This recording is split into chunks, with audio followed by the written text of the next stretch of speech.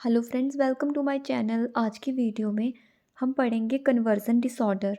Conversion disorder एक mental disorder है और इसको हिस्टीरिया पहले बोलते थे। तो हिस्टीरिया और कन्वर्जन डिसऑर्डर एक ही होता है एंड ये साइकेट्रिक के सब्जेक्ट में आप पढ़ोगे।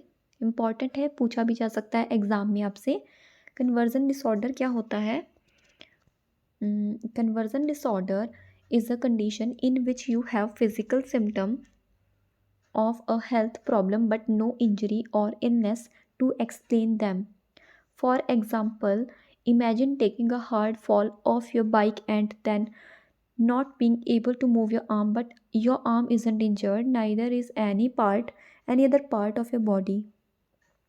कन्वर्जन डिसऑर्डर में पेशेंट की फिजिकल सिम्टम्स आने लगते हैं बट उसको कोई अ, यानी बायोलॉजिकल कोई डिज़ीज़ नहीं होती, कोई इलनेस नहीं होती, ना ही कोई इंजरी होती है जो कि एक्सप्लेन की जा सके। अगर डॉक्टर को भी दिखाते हैं तो कोई बीमारी नहीं निकलती है, ना ही कोई टेस्ट में पता चलता है। फिर भी पेशेंट को फिजिकल सिम्टम्स आते हैं इसमें। तो ऐसा नहीं है कि वो ड्रामा कर रहा है, होते हैं, प्रॉब्लम उसको होता है, फिजिकल सिम्टम्स आते हैं बट कोई डिज़ीज़ नहीं होती है इसमें। हिस्टीरिया भी इस बीमारी को कहते हैं।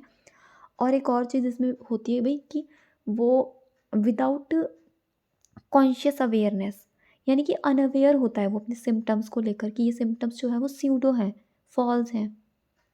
एग्जाम्पल इसमें जो बताया है वो यही है कि बाइक गिर गए, बाइक से गिर गए, चोट नहीं लगी, कहीं शरीर के किसी भी भाग पर, हिस्से पर कोई खरोंच भी नहीं आई है, कोई चोट नहीं लगी है, लेकिन फिर भी पेशेंट को क्या लगा है कि उसकी जो बाजू है वो मूव नहीं कर रही है, वो काम नहीं कर रही, हो सकता है पैरालाइज हो गई है, वो उसको ऐसा लग रहा है बट ऐसा कुछ नहीं है। ये होता है कन्वर्जन डिसऑर्डर में। Your body converted the emotional, psychological stress of your fall into the physical response of a paralyzed arm. It might seem strange, but your symptoms are real and you can't control them. तो symptoms तो सारे real ही होते हैं but patient जो है इसको control नहीं कर पाता। और ये किस वजह से आ रहे हैं फिजिकल सिम्टम्स? इमोशनल और साइकोलॉजिकल स्ट्रेस की वजह से। बीमारी तो कुछ है नहीं, बायोलॉजिकल कोई प्रॉब्लम नहीं है, कोई डिजीज़ नहीं है, कोई इंजरी नहीं है, फिर भी साइकोलॉजिकल स्ट्रेस की वजह से ये सिम्टम्स अराइज हो रहे हैं। जो भी पैरालिसिस आम है ये साइकोलॉजिकल स्ट्रेस की वजह से है, एक्चुअल में नहीं है। कॉजेज़ देखते हैं क्या होते हैं इसके कारण। तो researcher are still looking for a specific cause. जो भी रिसर्च करने वाले होते हैं रिसर्चर, वो भी कॉज को देख रहे हैं बट इसका कोई एग्जैक्ट कॉज नहीं पता चला है। But they think conversion disorder happen as a way for your brain to deal with emotional stress. Emotional stress से ही ये होता है। It's almost always triggered by upsetting situation and other mental disorder. कोई और मेंटल डिसऑर्डर इसे trigger करता है या फिर कोई कुछ ऐसी सिचुएशन है जो उसको ट्रिगर कर सकती है, जैसे कि स्ट्रेस है, कोई इमोशनल प्रॉब्लम है, किसी बात को लेके पेशेंट अपसेट है, परेशानी में है, तो ये सारी सिचुएशन जो है वो इसको ट्रिगर करती हैं, बढ़ावा देती हैं। Womens are more likely to have it than man. Man के कंपैरिजन में वुमन में ये ज़्यादा होता है, औरतों में ज़्यादा है ये। It also happens more often to people who have a history of emotional stress और who have a hard time talking about their feelings. या तो कोई इमोशनल स्ट्रेस लेता है उनमें ज़्यादा देखने को मिलेगा, या जो अपनी फीलिंग्स को एक्सप्रेस नहीं करते, अंदर ही अंदर दबाते रहते हैं, उनमें फिर ये चीज़ क्या होती है, कन्वर्जन डिसऑर्डर का रूप ले लेती है।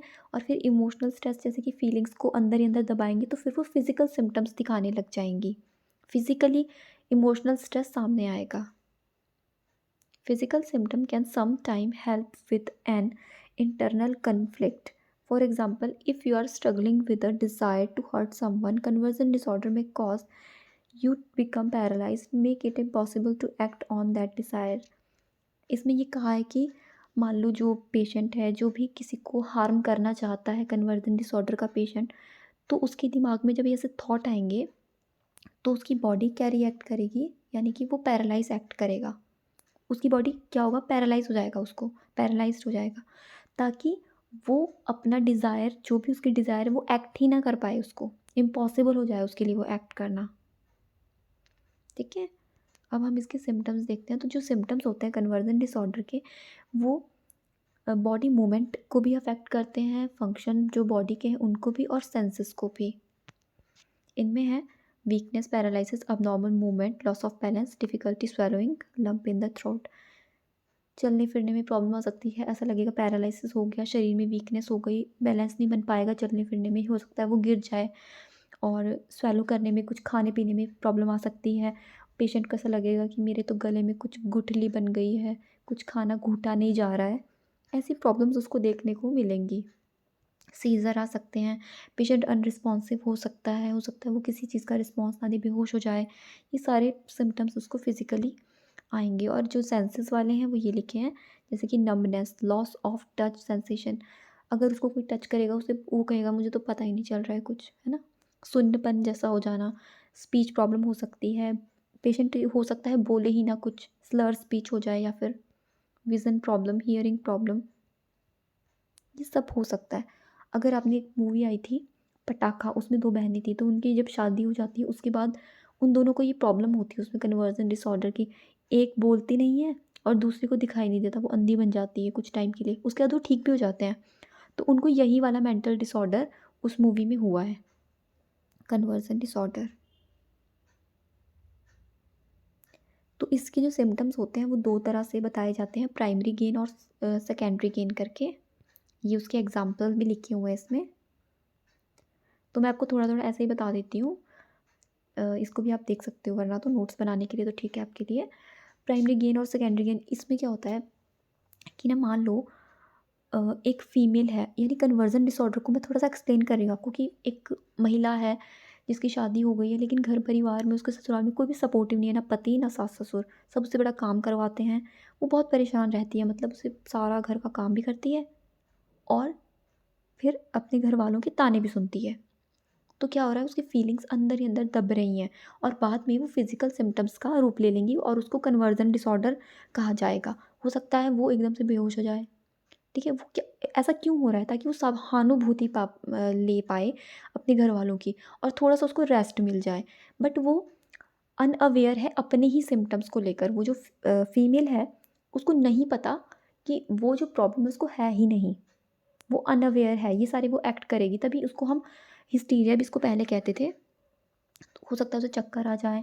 तो उसमें क्या होगा कि प्राइमरी जो गेन है और सेकेंडरी गेन, उसमें ये होता है कि यहाँ तो उसकी एंग्ज़ायटी रिड्यूस हो जाएगी। जो एंग्ज़ायटी होती है वो रिड्यूस होगी, कैसे? जब उसको काम नहीं करना पड़ेगा, उसको सहानुभूति मिलेगी। जब वो फिज़िकल सिम्पटम्स सामने आएँगे, तो पेशेंट की जो एंग्ज़ायटी है, जो इंटरनल फीलिंग्स हैं, जो इमोशंस हैं उसके, जो साइकोलॉजिकल स्ट्रेस है, वो फिज़िकल सिम्पटम्स के रूप में जब बाहर आएगा ना, तो उसकी एंग्ज़ायटी रिड्यूस होगी। ये प्राइमरी गेन वाले सिम्पटम्स होते हैं। ये पॉज़िटिव इंटरनल मोटिवेशन। और सेकेंडरी में क्या है, ये एक्सटर्नल है, एक्सटर्नल मोटिवेटर। इसमें क्या है कि भाई जब काम ही नहीं करना पड़ेगा, तो उसको रिलैक्स मिल जाएगा। एक तो उसकी एंग्ज़ायटी भी इसमें उसकी एंग्ज़ायटी रिड्यूस हो गई, दूसरे में क्या हुआ कि जब उसको काम ही नहीं करना पड़ेगा, इतना सारा वो काम कर रही थी। इसके अलावा और भी एग्ज़ाम्पल्स बहुत सारे ले सकते हैं हम।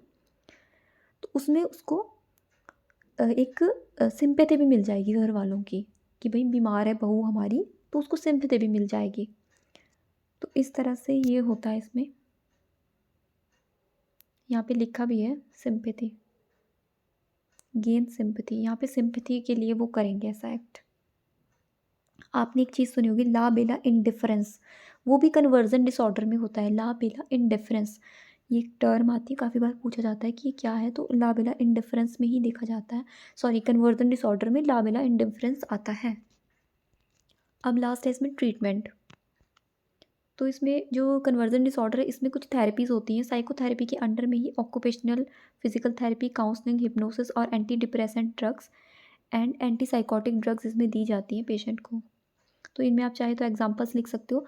एंटी डिप्रेसेंट्स में हमारी टीसीए आ जाती है, एसएसआरआई, एसएनआरआई, एटिपिकल, ये सारी आ जाती हैं। साथ में एंटी साइकोटिक्स में भी आप लिख सकते हो, जो भी इसकी क्लास है उसके अकॉर्डिंग हैलोपेरिडोल आ जाती है, सीपीजेड आ जाती है अपनी, और क्यूटीपीएन, तो काफ़ी सारी ड्रग्स इसके अंडर हैं। तो ये इसका ट्रीटमेंट है कन्वर्जन डिसऑर्डर का। थेरेपीज़ और एंटी डिप्रेसेंट ड्रग्स, और इन ड्रग्स से ही बिल्कुल ठीक हो जाता है कुछ टाइम बाद में। तो आज की वीडियो में बस इतना ही। Thank you so much for watching. और मुझे कमेंट करके ज़रूर बताना कि आपको वीडियो हमारी कैसी लगी।